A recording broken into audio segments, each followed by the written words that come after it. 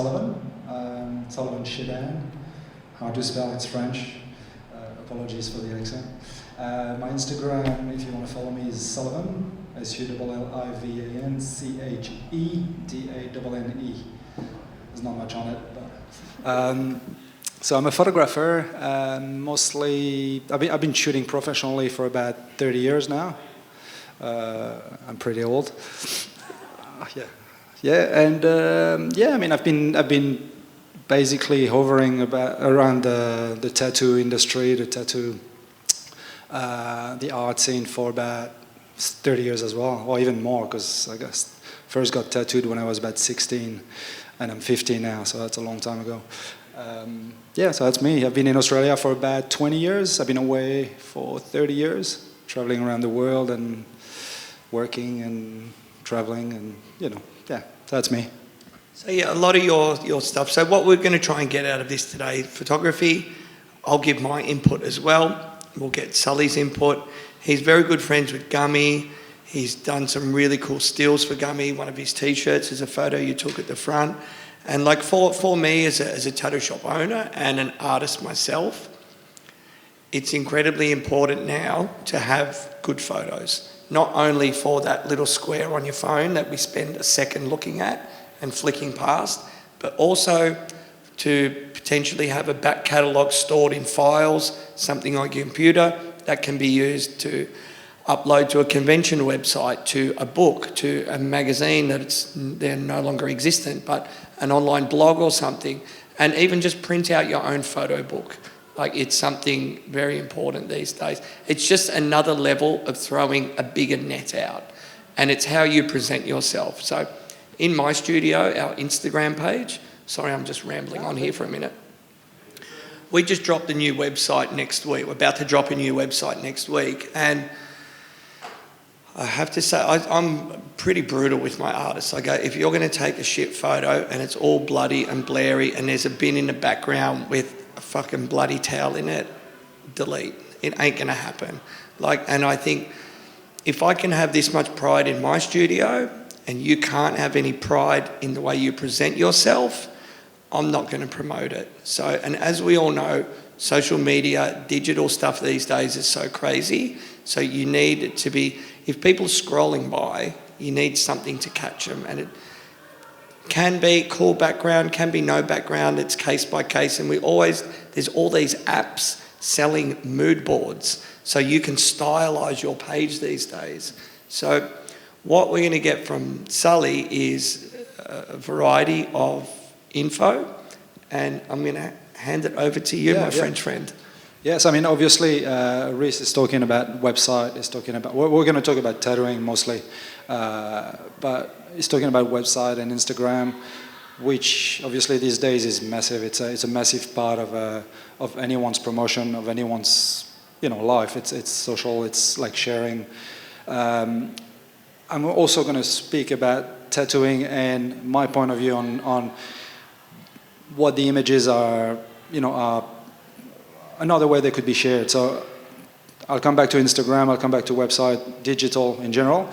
But first I wanted to speak about prints and like the importance, in my opinion, of tattooing in prints.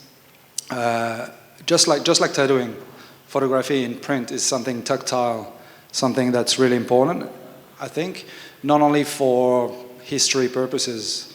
I mean, all the images that we've seen from like decades ago, if we didn't have these images, in print, they wouldn't exist. And you can tell me that, digital is the same, like in 30 years, we're gonna have all this saved on hard drives. How many times have you changed your phone in the last 10 years? And how many of these images have followed you? I mean, so many images are gonna disappear. And on top of this, if you're a tattoo artist, you're creating art. You don't want to see it on, show it on digital, like, on a piece of screen that someone's going to look at for 5 minutes and then it's gone, it's forgotten. You're going to have a print, you're going to show it to your client, he's going to go like, fuck, that's awesome. He's going to touch it, it's art. And in my opinion, it should also be printed. So if you're an artist and you do tattoos, take photos, even if it's with your phone, take a photo, go and print it. Go to Kmart, print every time, all the time. and just you're gonna have like a catalog, you know, a portfolio. You're gonna have something tactile that your client's gonna look at and go like, yeah, okay, that makes, you know, that's something. And I'd imagine if you're handing someone a book or a portfolio, they're going to feel a bit more comfortable sitting down, looking through it, taking it in, flicking back the pages rather than just doom scrolling through it. So it is a great thing. Yeah, and coming from my art, which is photography, last year I published a book, and to me that was the culmination of years of work and something that I could, you know, like a legacy. You were talking about legacy earlier. Yeah, and you know, like I could come to everyone and show, oh, that's my Instagram, but Instagram, like people, you look at Instagram all day, you know, like, oh, came out is going to Instagram, everyone's going to Instagram. Like, no, it's true. You look at a book, not everyone's got a book. You look at prints, not everyone's going to show you prints of beautiful artworks. And I think that's going to validate your art even more, I think. Yeah, I think it shows you're taking it to another level and you take the seriousness of it even more. You're investing a little bit more time, a little bit more money into it, and it helps set you apart from the crowd. Now, it doesn't necessarily mean that that digital mediums are not good. Obviously, we all need it to promote ourselves these days, more so in... Yeah, it's just another tool. Like it's not saying that drawing on paper is better than drawing on an iPad. It's just casting a wider net. Yep. So obviously there's ways of promoting it. You know, Instagram is the main one, I think. That's yeah, okay. And obviously Rhys wanted me to talk a little bit about Instagram, and I'm a photographer, I take photos, but we know that Instagram these days is kind of fucking us around with algorithms and all that stuff, and that's why I always kind of recommend to do reels. And reels is obviously, people think photos straight, or video straight away, or movement, but you can do reels with photos, and that kind of sorts the problem. Yeah, that's. Tell us a little bit, like Gummy's just got a very beautiful shop called Thanks Tattoo here on the corner of Crown and Oxford Street in Surrey Hills. They've just done a t-shirt, and just tell us a little bit about that. It's just Gummy standing out the front of the shop. So it's a very different take on a traditional tattoo shop t-shirt. Can you tell us the ideas behind that, how that came about? Yeah, I mean, Gummy at Thanks Tattoo.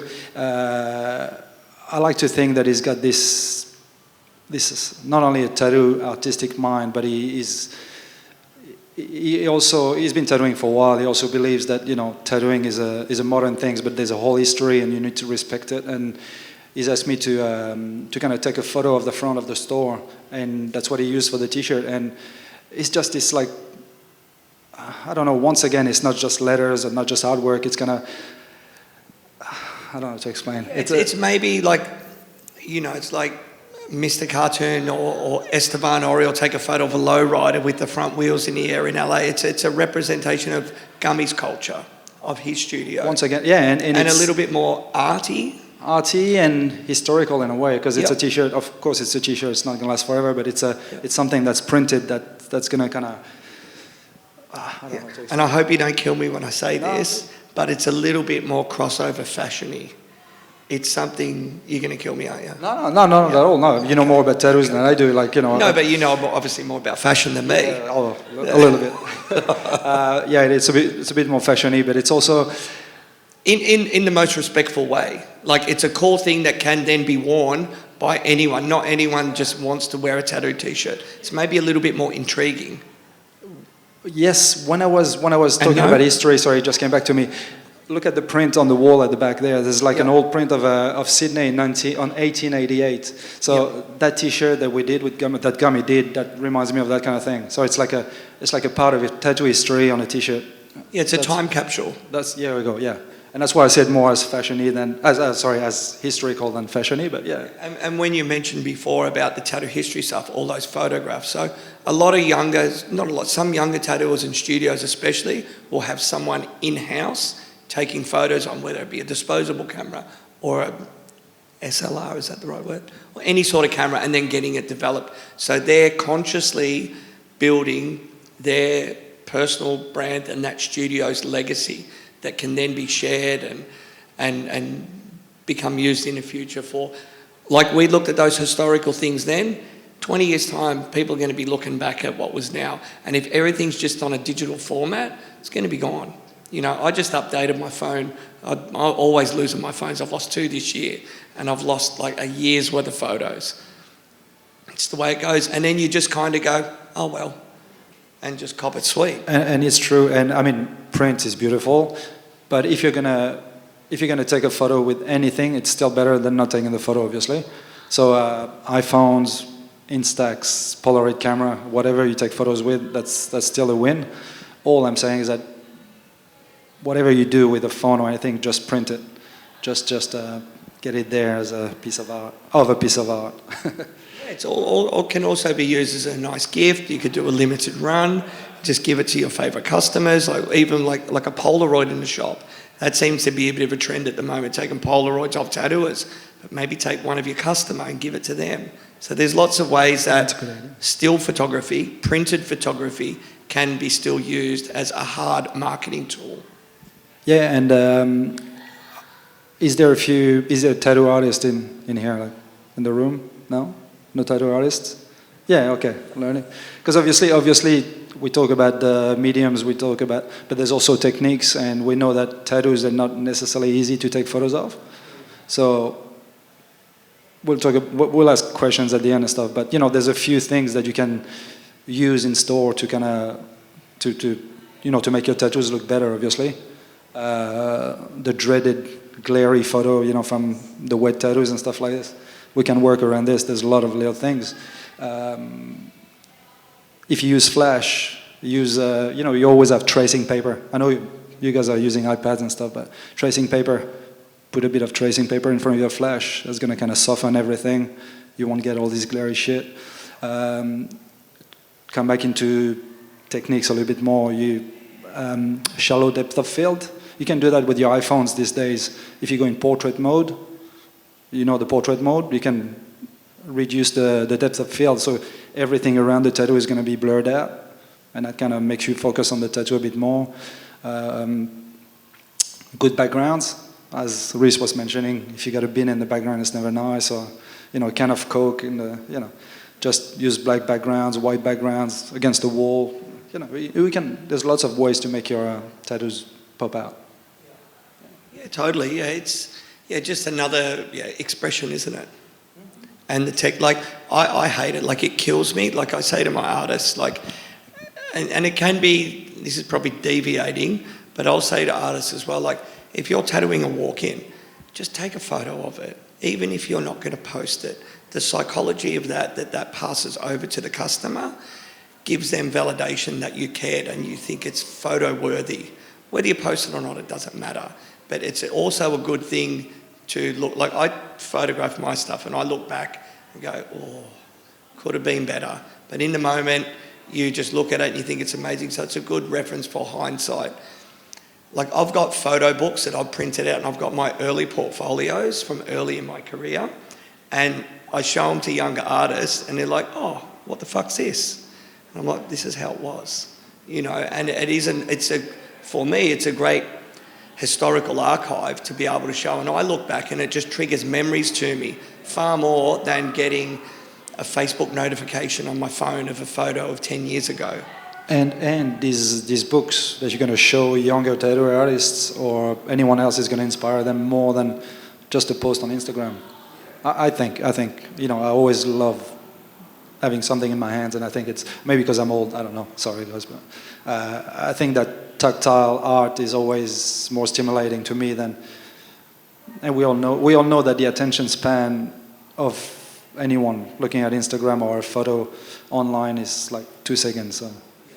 Yeah, and I think as well from a business point of view or an artistic point of view, like there's a lot of key artists in every style that go that next level, and their level of presentation, which could be a still that is shrunk down and online, or it could be hanging in their studio or somewhere else, it just, I think, subconsciously tells a potential customer that they're on another level. They take it so much more seriously.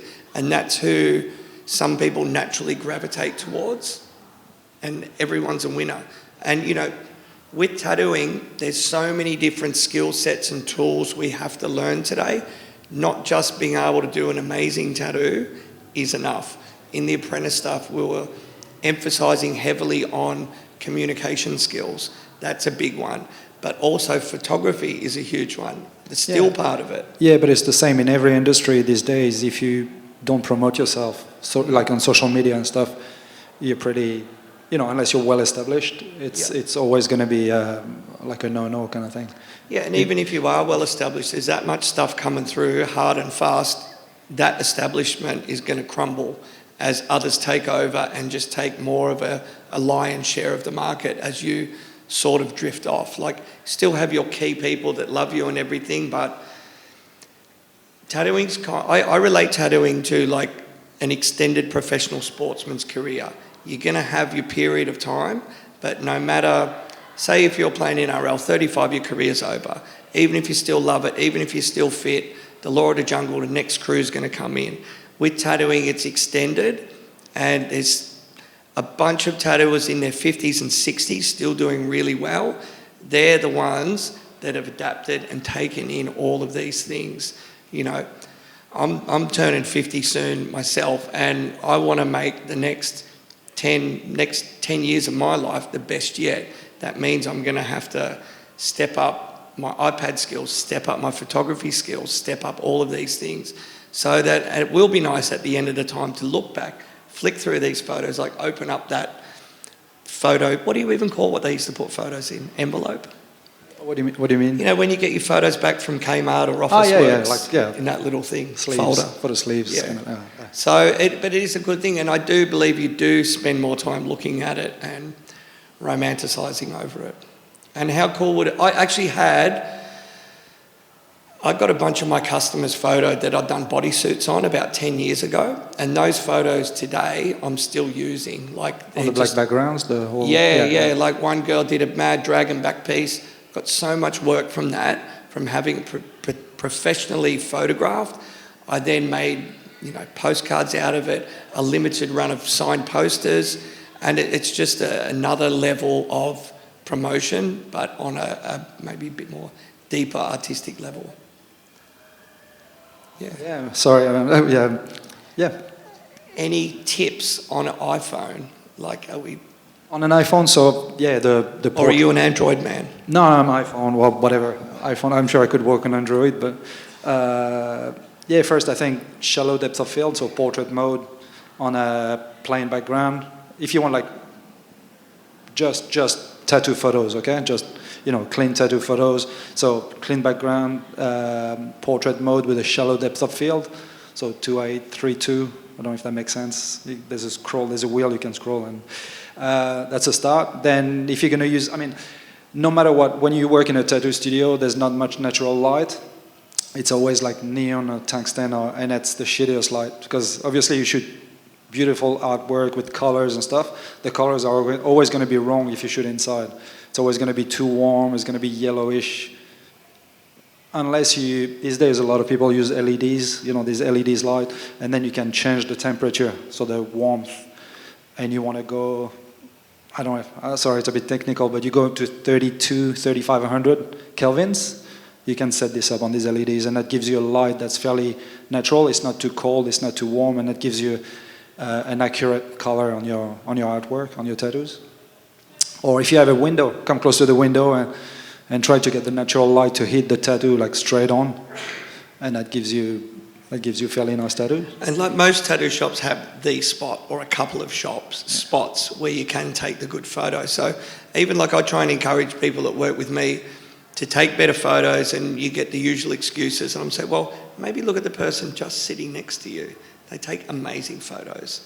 Just watch what they do. Ask them some questions. And it is a thing, it's just incredibly important, you know, and that's what I was talking about before. It's your pride in your work, how you present yourself. Yeah, and I mean, you might be starting as a tattoo artist, or you don't want to spend money on this, but just get a mate who's a photographer. Just ask them to come and take a few photos for you. Just ask them, to take photos at the beginning to kind of get a portfolio out or to get your book out. And this way it can give you some tips, and then you don't need them anymore. You can just do it in the studio. But yeah, that's about it. Any fun projects you're working on?